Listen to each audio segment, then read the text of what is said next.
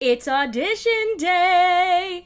Kristen here, and we are talking about High School Musical, the series, Season 3, Episode 2. We're at summer camp, they're doing Frozen, and it's time for the big audition. So, in this episode, there are kind of two stories going on. We got the audition storyline, and we also are following Nini in California. Let's start off with the auditions. So, as we talked about in my last video, it seems like this is going to be a really big summer for both EJ and Gina.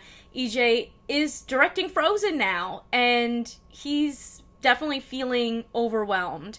Whereas Gina is really trying to make this the best summer ever. She wants to do whatever it takes to become the lead. And I think that there was a little bit of worry from her friends, especially Courtney and Ashlyn, that she might go back to Gina 1.0. You know, in that first season, she was really out to do whatever she could to become the lead, whether that's, you know, stealing, lying, cheating, whatever it is, just kind of doing, not great things to get ahead. I may have borrowed Nini's phone. You're welcome. But I'll be stealing the show. In this episode, we really get to see that while Gina is focused and ambitious and dedicated to, like, what she wants, she's not going back to who she used to be. She's grown. And I love the song that we get to see Gina have in this episode. She has an original song. I love the message of it. It's about being herself. It's about having her own time to shine and get that solo spotlight. It was a really fun performance.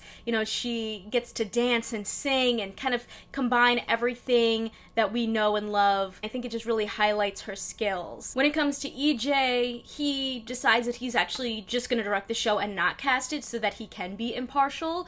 So I'm like, ooh, what is that going to mean again when it comes to who's going to get the leads?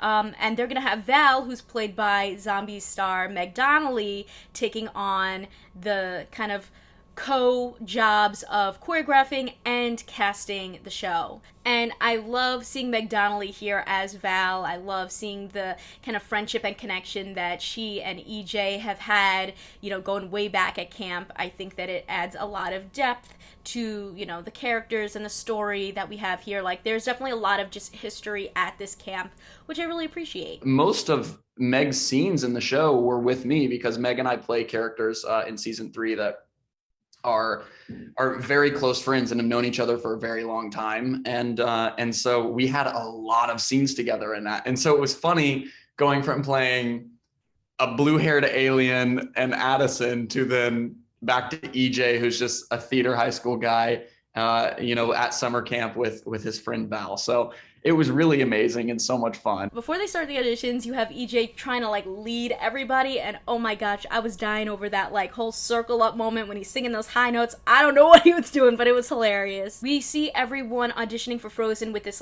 Frozen mashup of a bunch of songs, and I gotta say, I didn't really love it. I think that there was just some weird editing going on there. I just didn't think we needed to see each person bow and walk off the stage, especially the people who were not really important to the series. It felt very awkward. I want to talk a little bit more about some of our new additions to the cast. We have Maddox, aka Gadget, who's this techie who clearly just really feels so strongly about the camp, and it seems like she's kind of an acquired taste. Not everybody is enjoying her presence or her energy at the camp, and we do see the East Thai girls kind of talk about her a little bit, and I do kind of get it. I feel bad, but also at the same time I'm like, oh, I don't know if I really like Maddox yet either. But clearly that's the point, right? That maybe she's someone that, people are unsure at first and maybe will grow to like her. At the same time, we also have the character Jet, who is very not into being at this camp. But we do see a little bit of Ricky and Jet sort of connecting, and maybe Jet opening up a little bit. They even call him in this episode a mini Ricky. He clearly has musical talent that he's been hiding from everyone. He does audition for the musical and he kills it, and so that made me think, oh, was I wrong? Will he not be Hans? Will he maybe be Kristoff and be a little bit more competition for Ricky because they're so similar?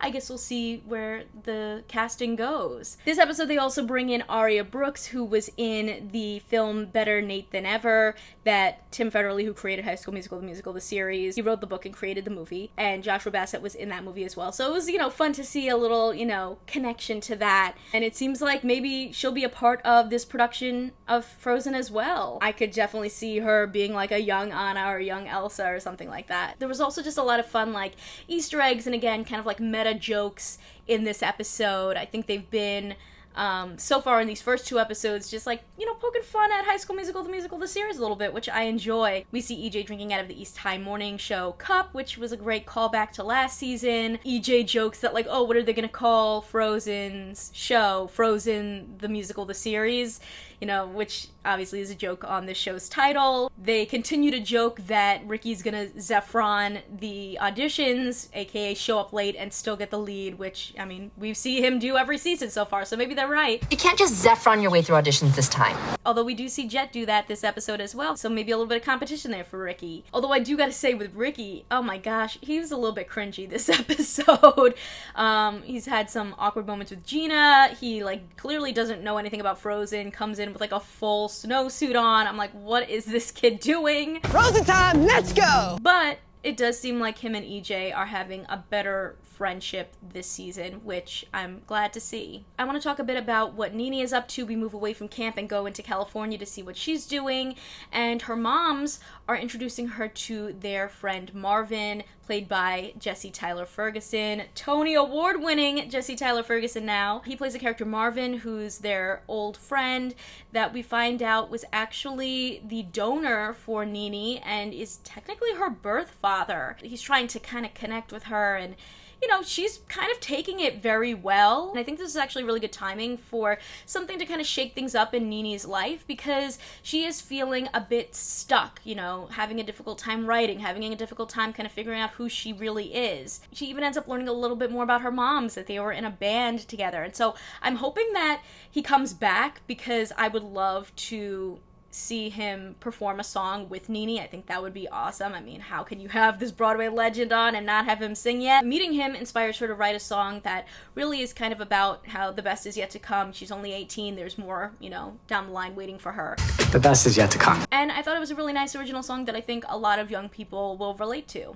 Overall, this second episode was fun. There was some really funny moments. There was some cringy moments. I do think that we learned a lot and also got to really see Gina shine, which was awesome. And now Carlos is just obsessing over the cast list, and it seems like he might want to make some changes, so I'm curious as to what he's planning to do there. I'd love to hear what you guys are thinking about this new season. What do you think of this second episode? Make sure to leave a comment down below and let me know. And hey, we learned a little bit more, so let me know who you're thinking might be cast in Frozen. I'm hoping that next week is that big episode. Consider subscribing if you like my videos, and if you want to talk more TV and movies with me outside of the comments section, check out the exclusive Discord available on my Patreon at patreon.com/kmaldo. If you like this one, you can check out more of my videos right over here. See ya!